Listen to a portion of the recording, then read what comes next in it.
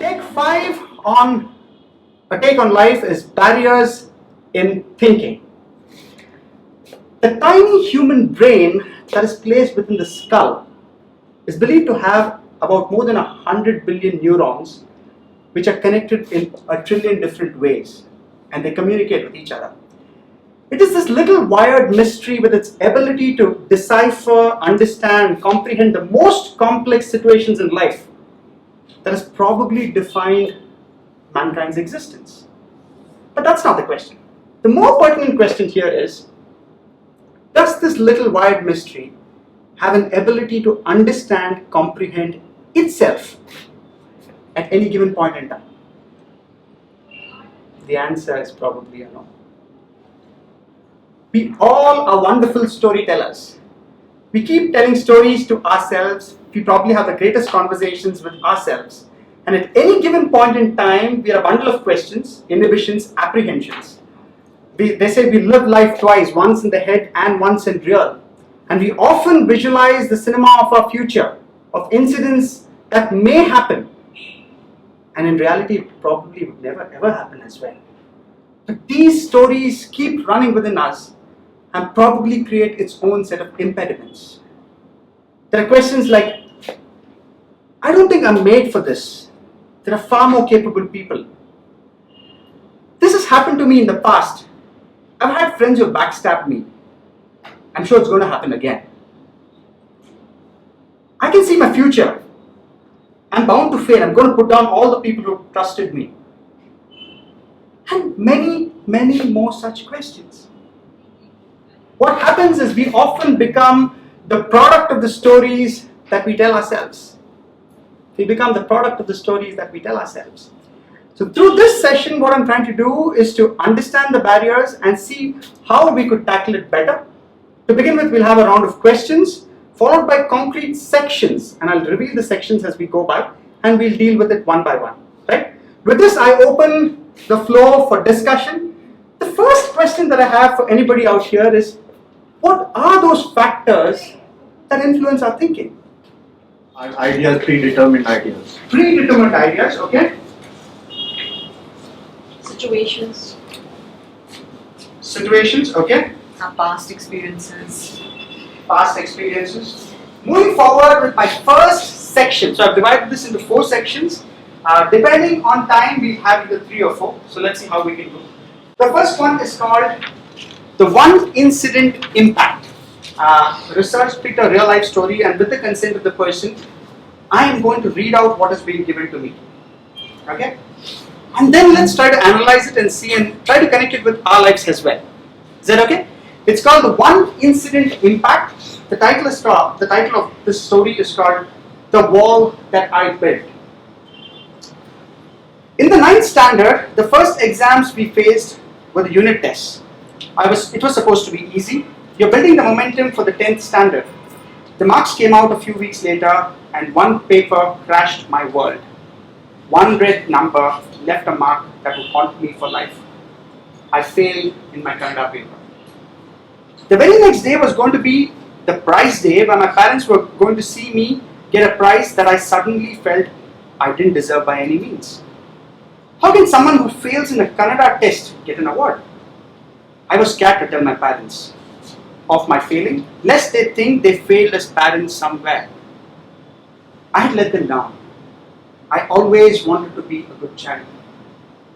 The following year, I eventually told them, even though I might have died a couple of times before I did. I don't recall any signs of disappointment. But I had built a wall on my own. The following year, the 10th pre-boards, I grew anxious and was unable to take the tension built inside. I refused to go for my Kannada exam.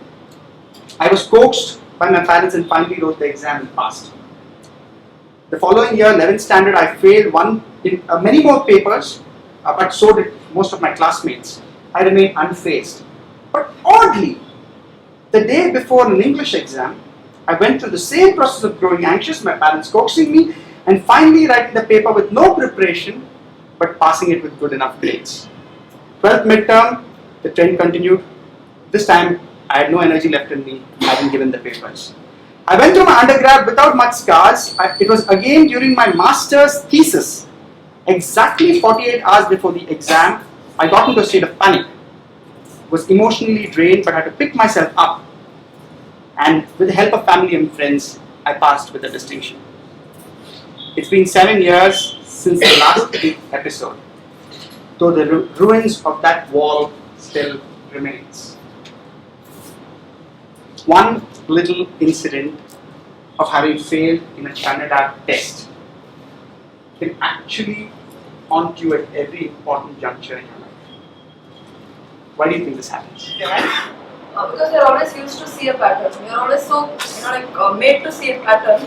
So we always try to attach it to. Do you have the pattern within you? Yes. We actually build a pattern and we call it experience. Fear of rejection by other people. Fear of rejection, Insecurity. insecurity. She said, I didn't understand Mani. She said because we are behind the shadow. Now what does that mean? Behind the shadow. Like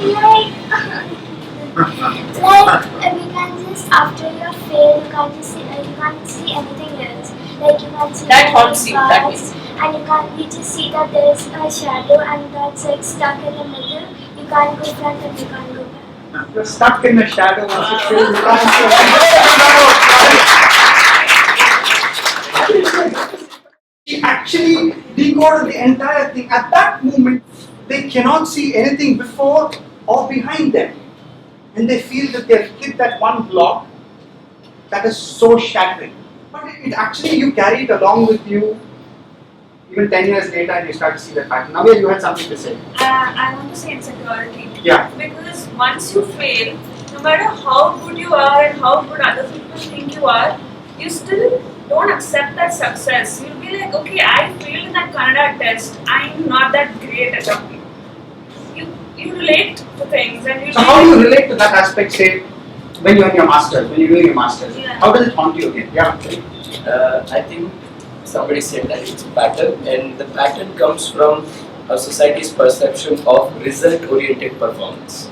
Result-oriented performance, right? How can someone who fails in a Kannada test get an award?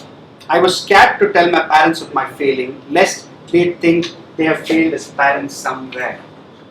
How often does this happen to us? Questioning our self-worth and also questioning that we probably have put down somebody. Here they have had good parents, actually they haven't done anything wrong. They've consoled the child and let her progress.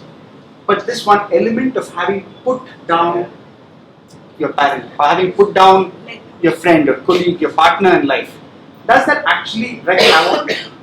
Is it self-sabotage that we end up doing?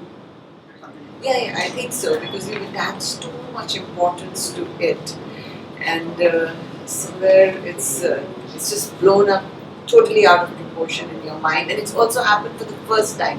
So the first time it really hits you. If it wasn't this, it'll be something else. Then it knocks you. Your first knock, how are you going to react to it, determines a lot in your life. I just like that. The first knock that you receive is probably what you will remember for a long, long time. Here's a case wherein the parents have been good. It's a silly little incident, but it's left a scar for the rest of our life. How can we tackle this? Are there ways to tackle that? We see our children, or parenting, we see our children are not subject to such things. The right guidance, the right support at that time, and it make you ensure that even if you have not succeeded, well, it's a part of life. Everything that you do is not going to be successful. There are going to be failures, there are going to be ups and downs. Right. And it does not mean that a failure has pulled you down forever. So these are things the person who has failed has got to be told and embedded into him. And he may probably then recover in a better fashion than probably just letting him aloof or even negating his thoughts further. Right. So one way is to be able to talk about it, Okay. and to be able to look at it in perspective of the whole gamut of their lives, and how this is just one part of it, and that there is much more to this person than just that.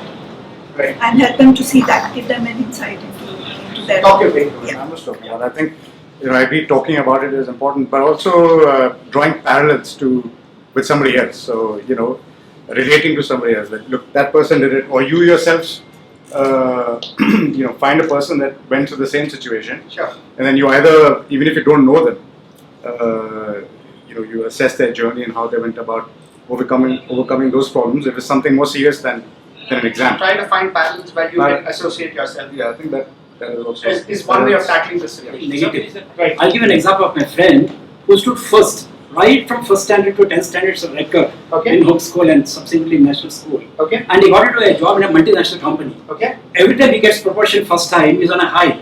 Many times he didn't get promotion first time, he is on a low. So sometimes good things also can be a barrier. In this case, he was a successful student and he thinks the same pattern will repeat till he is going to retire. And if you look at a lot of people from IT here, I can tell you, if you see the IT industry, the people who are top performers are more miserable than underperformers. What I would ask each of you is to go think about the wall that you have built in your life. There is bound to be that one thing that is embedded within us that we keep thinking is going to repeat time after time. The idea is not to let it repeat, not to let the patterns take control of our life. Thank you. The second section, keeping it a little light, a little wacky, it's called The Mystery of the Superstition. It's called The Mystery of the Superstition. Superstitions are beliefs which have no logical reasoning. Having said that, most of us have superstitions wherein we try to associate ourselves with something inanimate, either associate ourselves with a pattern, with a way of going about things. And this is so universal, not just here in India, it's amongst the most thought of people, most educated people, from actors to politicians to celebrities. Everybody have their own set of superstitions. Okay, so the first question here is that, is superstition a barrier in our thinking? Totally. Yeah. I think no, it's not because everything in life is all about beliefs. If you believe in anything very strongly, it happens to you. You create your own life. So if you're believing that this will happen to you, and if it happens repeatedly, and you keep on believing it and make that belief much more stronger, it repeats itself in your life. So you have something to say. Yes, like when we don't have confidence in ourselves, so we make someone else a superstition to make them support us, and then we think that that thing is going to support me all the time, but it's not going to happen all the time like that. And she is brilliant. A round of applause. For those who haven't heard her, she says that when we aren't confident, we attach confidence onto another object and we believe that that is going to drive confidence in our life, and therefore we attach it to our beliefs. Same screen, knowing that the four others are actually the shortest. Why is that? I have no idea, and I've realized that over a period of time, superstition actually gives you a feel-good factor. That's about it. There's nothing more to it. When I buy a new shirt and I wear it, the first time I wear it, if I've had a bad day, I will not wear the shirt again for a couple of months. For sure. And I have multiple shirts in my wardrobe which I've worn once or twice. I might try the second shirt on a certain day, and if it doesn't work, trust me, I'll never wear it again. So that's one question I want to ask. Do we need to be so logical in life? A lot of people take superstition as a for the failures. Okay. But in Kannada, there's a proverb. Probably Raghu can explain that. Kallagon pilla neva, right? So what happens is you always try to associate something to a failure because that's a superstition. It is not. Sure. Right? It's all in the mind at the end of the day. Sure. Right? How you map your thoughts, how you map your failures to whether it's a superstition or something else. So it can differ in how you think, but for me, I don't believe in superstition. You don't believe in superstition? How many of you don't believe in superstition? I don't believe in that. How can we actually get over a superstition that we've been holding on for long? Through willpower? I don't believe in superstitions. I don't have any, but I don't have any issues with that. The reason for that being is this. At least as far as my understanding goes, and could be wrong in this, if they're experts, you can correct me. The brain basically has two sort of parts to it. Okay. Right. So you have the pattern-driven brain, and then you have the non-patternist brain, which can be more creative. Sure. So sometimes for the creative side to come out, the pattern segment of the brain needs to be Subdued. Not subdued necessarily, but satisfied or placated or comfortable. So if somebody needs that, if somebody wants that side of the brain to be calm, so that the creativity can work. Sure, that's. I mean, I don't see any. A lot of superstition comes from scientific backing. Okay. One you said about the cat crossing and we not crossing. It's because India is a land of wild cats, the tiger and the leopards. So before 50 years, even back, we go to Kerala, you go to rural India, we had these cats roaming around. And when you cross a certain path where a cat crosses, you're entering a territory of the cat. Which means that most of these are black cats. The tiger, the leopard are black patches. So they can't tell everything. They'll say the statement saying black cat crosses, don't cross. It only means once you cross the territory, it's going to come and attack us. Over time, it got changed into something which was really mundane and out of context. Today, it's not valid. But so a certain this is something like oral tradition. Anything that's come from over a period of time had a certain start, but got diluted, changed, and manipulated, and today it's not valid. So superstition, as far as it makes you comfortable, it's fine with it. I mean, you just need to be comfortable. Section. Okay, it's called living in the head. It's called living in the head. The fact of life is that most of our lives we converse with ourselves. We are always in a constant conversation with ourselves. We are in a concept of self-validation, in chatter, asking whether we are doing the right things or we are not. We probably are trying to look at situations and see whether we're heading in the right direction. But more often than not, it just remains so much in the head and it never comes out in the open. And this can kind of become a limiting thought in our lives. The story goes like this. Ajay is a senior analyst in an MNC. He's hardworking, professional, respected by his teammates, comes across as a person who's pretty reserved and often seen as the silent introvert kinds. One fine day, a girl by name Neha joins their team. She's enterprising, she's beautiful, she's talented. Many men in the organization have a crush on her. Ajay starts to develop a liking towards her and he actually wants to ask her out on a date. But as much as he tries to gather himself, he just fails to do so. So what could be the probable reasons that he fails to ask her out on a date? He feels that she can reject him. Fear of rejection. Fear of rejection. Okay. Lack of experience. When he was 16, he asked the girl he had a crush on for an ice cream, and she said no way, and that's Past experience? Ask her out. I think he will be like worried, like what if his image gets, like sabotaged, or what if he starts, feeling like negative in the environment. He might have heard a lot of stories about other relationships around him, and he's scared now. How could he equip himself to get to a point where he can go and ask her out? It always helps when you feel, like you said, when do you think that you're just stretching it too far? Just get a pen and paper and write down. When you just write down and then it suddenly starts looking really ridiculous, and then okay. Maybe in writing you get to this part of self-realization. Maybe when you revisit it a couple of days later, you are able to look at it more objectively than otherwise and try to find ways to take it further. Because I'm always thinking there's some more thing, there will be some more data, so to say, to help me decide. There's never enough data. So here is an aspect of trying to find validation in data or things. Do we believe that we should sometimes go by the gut? How many of you believe in the power of the gut? Totally. And how many of you go by the gut? Yeah. Now, yes. So the whole idea of breaking the jinx of living in the head is sometimes to rely strongly on your gut. Is one way is that you start to rely on Could you your please gut. come again? I just missed that line. Pardon me? Could you come again? Okay, the best way to move forward with respect to living in the head is largely to rely on the gut. There is this element called a gut instinct within us which has an answer to everything. Often the stories we tell ourselves camouflage the gut. People who are successful are the ones who actually use their gut instinct far more effectively than otherwise.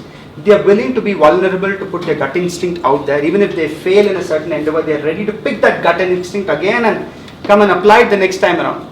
And that's probably how that defines the difference between successful people and people who probably live in the head.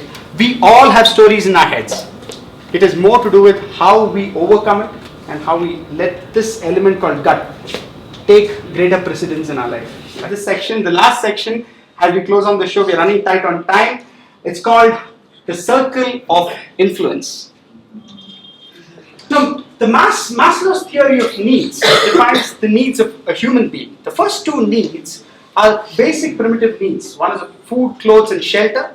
The second one is of safety. Most of our lives in this room revolve around the third and the fourth need of Maslow. The third need of a social need of acceptance, being accepted amongst friends, family, being recognized for what we do. And the fourth need of affiliation, being appreciated, being recognized for the work that we do.